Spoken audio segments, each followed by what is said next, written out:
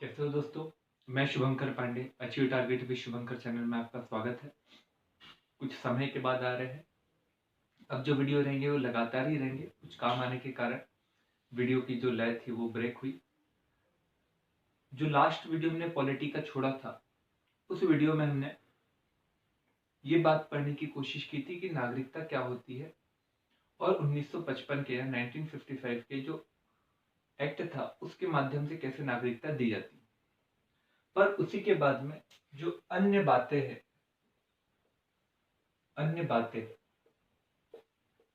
जो नागरिकता के संबंध में है, जैसे कि एनआरआई,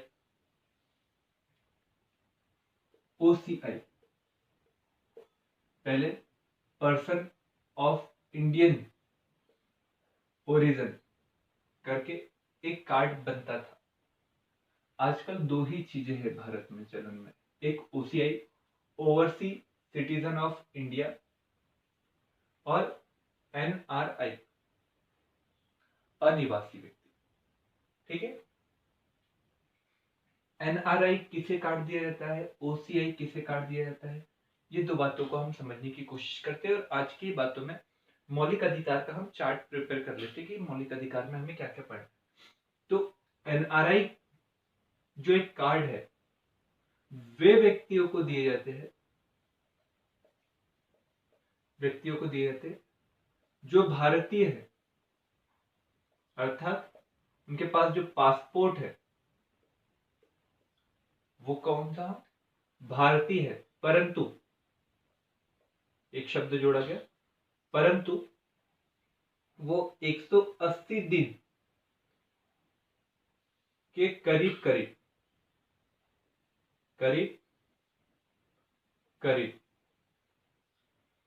भारत से बाहर रहते हैं, उन्हें एनआरआई कहा जाता है। आया समझ में। ओसीआई कार्ड के विषय में हम थोड़ी देर के बाद में पढ़ेंगे। एनआरआई कहा जाता है। दूसरी बात, अभी कई सारे ऐसे अधिकार है जो इन्हें देने की बात की जा रही है। मताधिकार इन्हें दिए गए,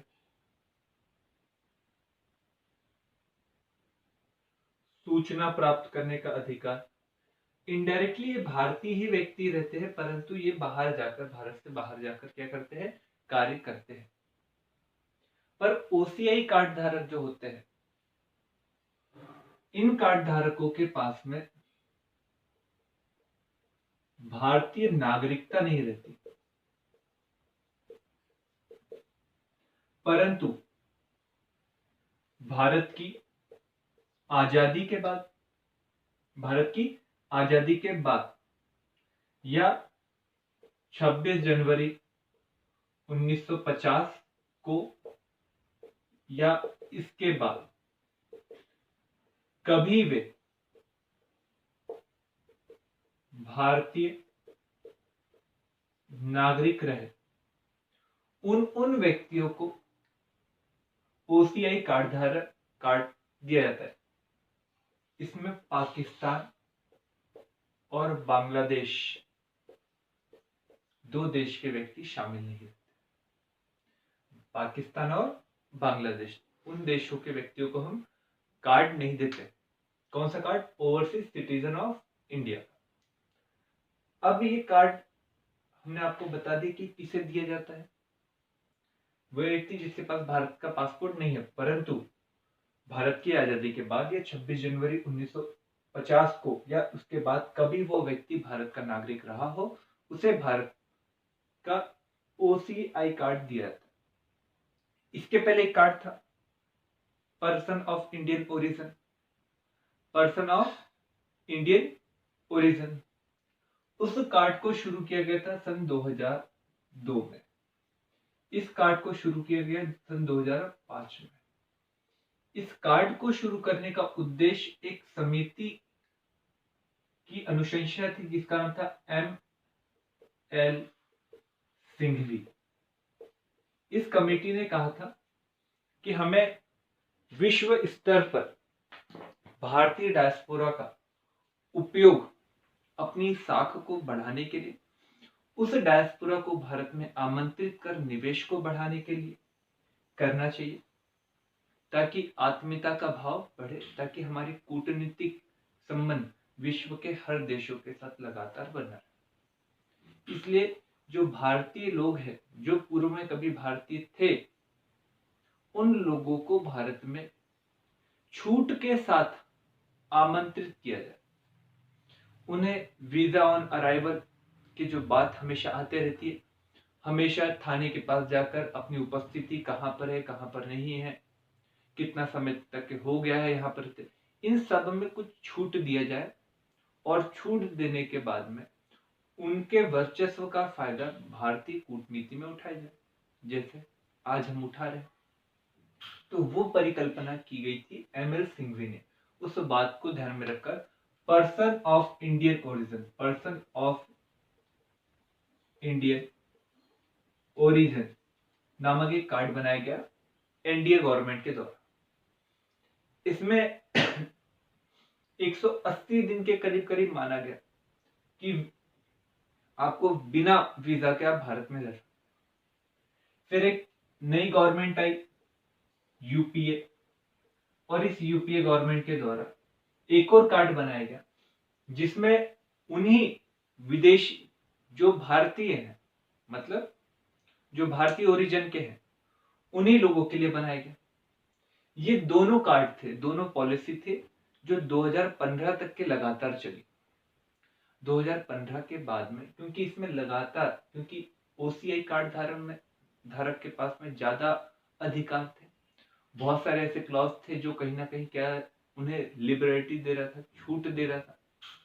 उन्हें वीजा ऑन अराइवल करने की जरूरत नहीं, उन्हें जिंदगी भर में कभी भी आ सकते, कभी भी जा सकते, ऐसी कोई पाबंदियां नहीं थी।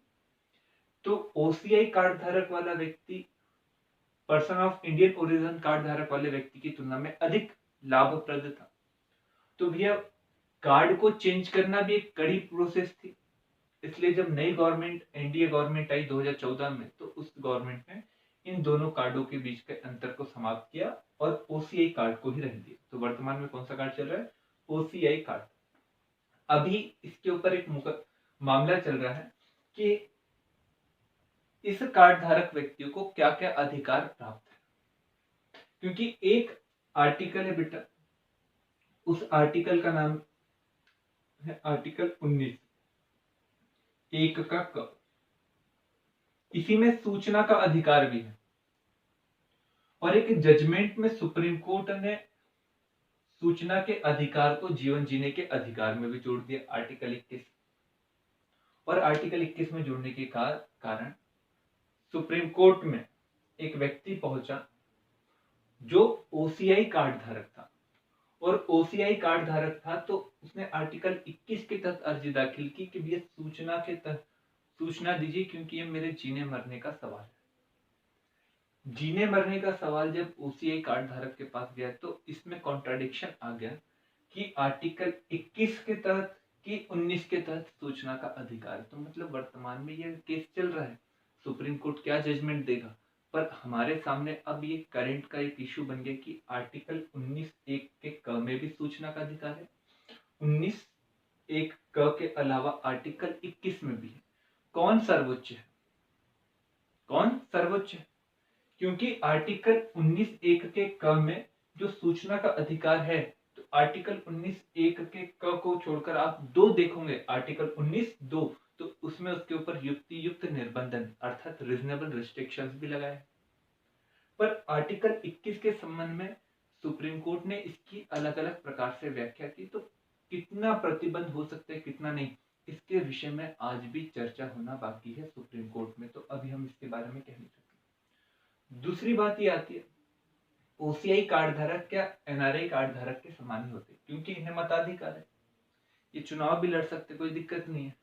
पर ओसीआई कार्ड धारकों को ऐसे कोई अधिकार नहीं होते, बल्कि इनके कार्ड को कुछ कारणों की वजह से छीना भी जा सकता है। इन्हें मत देने का अधिकार नहीं, ये चाहते हैं कि हमें मताधिकार मिले, इन्हें मत देने का अधिकार नहीं, इन्हें चुनाव लड़ने का अधिकार नहीं। वे राइट जो एनआरआई के पास में बहुत अधिक मात्रा में है, वे नहीं है। पर एनआरआई के कार्ड को छीना नहीं जा सकता, पर इनके कार्ड को छीना जा सकता है। एनआरआई अगर भारत में रहने लग जाएगा तो स्वाभाविक रूप से कोई दिक्कत नहीं। पर ओसीआई कार्ड धारक के कार्ड को छीना जा सकता है, तब छीना जा सकता है जब इसने कोई धोखाधड़ी के माध्यम से क्या किया हो, कार्ड को प्राप्त करने की कोशिश की, कुछ गलत डॉक्यूमेंट्स प्राप्त करने की, गलत डॉक्यूमेंट्स को पेश करके कार्ड को प्राप्त करने की कोशिश की। तो अगर मान के चलो उसने युद्ध चल रहा हो, युद्ध के चलने के दौरान कार्ड प्राप्त किया और कुछ सूचना जो है शत्रु देशों को पहुंचाने की कोशिश की, तब इन कुछ कंडीशनों में कार्ड धारकों के, जो ओसीआई कार्ड धारक है, उससे कार्ड को क्या लिया जा सकता है, वापस लिया जा सकता है। तो ये थोड़ी सी बातें ध्यान में रखिए। एमएल सिंघवी के संबंध में आप ये भी ध्यान में रखिए कि पंचायत व्यवस्था जो है उसके विषय में भी एमएल सिंघवी साहब के द्वारा ही रिकमेंडेशन दिया गया था। तो यहाँ पर नाम में कभी कभार कंफ्यूजन हो जाएगा और आप एक तरफा ज्ञान रखोगे तो यहाँ पर मामला गड़बड़ होने की संभावना बनेगी। तो यहाँ तक कि अगर आपको समझ में आ गया है तो हम आज के ही इसमें मौलिक अधिकार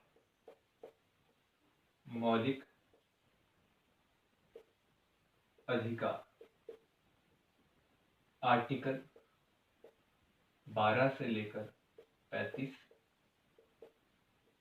भाग 3 किस देश से लिया है, अमेरिका से। किस देश से लिया है, अमेरिका। कोई दिक्कत नहीं। अब हमें यहाँ पर कई सारे पॉइंटों को पढ़ना है और इन्हीं पॉइंटों का हम सिनॉप्सिस बनाकर अगले 10-15 दिन मौलिक अधिकार, क्योंकि मौलिक अधिकार जितने याद होते हैं उतने ज्यादा अन्य केसेस आपको समझ में आने लगते हैं और आगे की पूरी बातें मौलिक अधिकार पर ही डिपेंडेबल है। तो मौलिक अधिकार का अर्थ क्या है, सबसे पहले मौलिक अधिकार का अगर बच्चों को अर्थ समझ में आता है तो इसकी विशेषता क्या होती है, विशेषता। फिर बाद में मौलिक अधिकार के अपवाद, जैसे आप पढ़ोगे आर्टिकल 33-34। आर्टिकल 33 और 34 मौलिक अधिकार नहीं है, बल्कि ये कुछ संस्थाओं के अंतर्गत काम करने वाले लोगों के मौलिक अधिकारों को क्या करता है, वो थोड़ा सा रोकने की कोशिश करता है। तो ये अपवाद हुए। फिर बाद में आर्टिकल 12, आर्टिकल 13, ये अपने आप में एक बड़े आर्टिकल है। आर्टिकल 12 बेटा राज्य की परिभाषा, राज्य की परिभाषा के विषय में हमें पढ़ना है कि स्टेट क्या है, क्योंकि मौलिक अधिकार जो है उसका उल्लंघन करने वाले और उसको कम करने वाले प्रायः जो हमने देखे हैं प्राचीन काल से लेकर मध्यकाल और आधुनिक काल में, वो राज्य ही रहा। राजा की इच्छा ही कानून होती थी, राजा ही जो बोलता था वही कानून होता। तो उसके कारण कहीं ना कहीं राज्य ही हमें परिभाषा में दिखाई देता है। पर आजकल कुछ ऐसी संस्थाएं हैं जो भी कहीं ना कहीं लोगों के मौलिक अधिकारों को कम करने की कोशिश करते हैं। तो वहां पर संविधान सभा ने किन किन को राज्य के अंतर्गत माना और सुप्रीम कोर्ट के द्वारा किन्हें किन्हें आगे चलकर राज्य की परिभाषा के अंतर्गत स्थापित करने की कोशिश की। आर्टिकल 13 में हम पढ़ेंगे, अभी आर्टिकल 13 भी बहुत आर्टिकल बड़ा है। विधि की परिभाषा, विधि की परिभाषा। अब विधि की परिभाषा मतलब कानून की परिभाषा, क्योंकि कानून बनाकर आप मौलिक अधिकार को छीन सकते हैं क्या नहीं। अगर छीन सकते हैं तो कैसे छीन सकते हो, उसके संबंध में आप बताओ। क्या इसके लिए 368 का यूज किया जा सकता है कि नहीं, इसके बारे में हम पढ़ेंगे।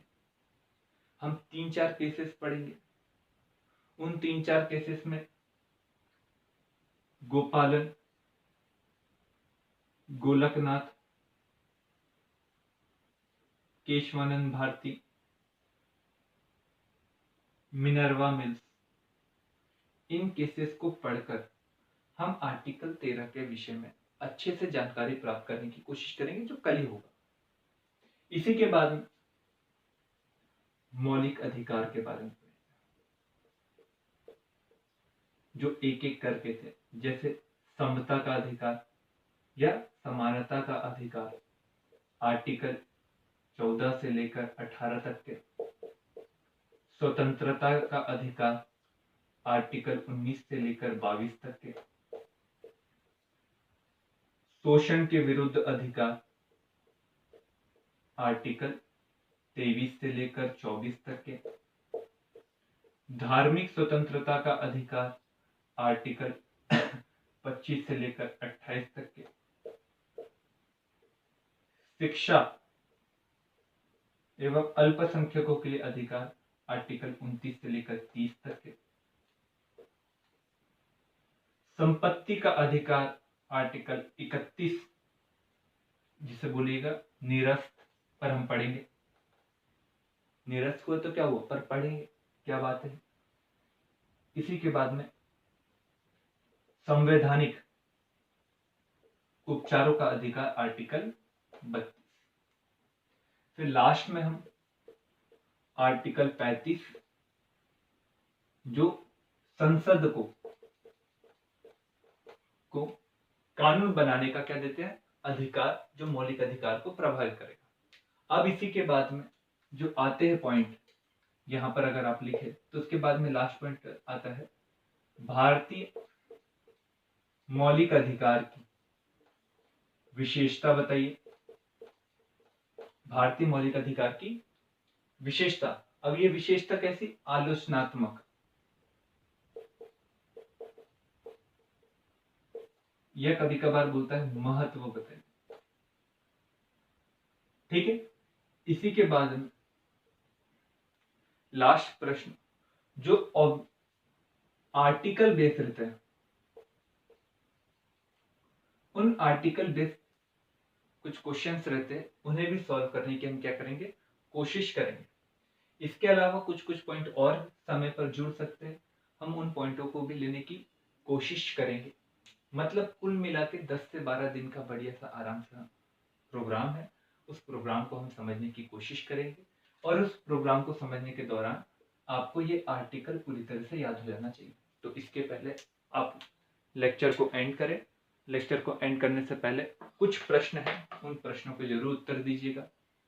पहला प्रश्न, नागरिकता के संबंध में संविधान में किस भाग और किस अनुच्छेदों के मध्य उपबंध है? नागरिकता भारत में कितने प्रकार से दी जाती है? तीसरा, किस आधार पर नागरिकता वर्तमान में नहीं दी जाती है? चौथा, पंजीकरण के आधार पर नागरिकता, देशीकरण के आधार पर नागरिकता, दोनों में क्या अंतर है? पांचवा प्रश्न, क्षेत्र समाविष्ट के आधार पर नागरिकता दी जाती है तो उसे एक्सप्लेन करिए। नेक्स्ट प्रश्न, अगर किसी व्यक्ति का जन्म जहाज में हुआ हो तो उस व्यक्ति को किस देश की नागरिकता मानी जाएगी? ठीक है, जहाज, हवाई जहाज या पानी वाला जहाज, दोनों में से कोई।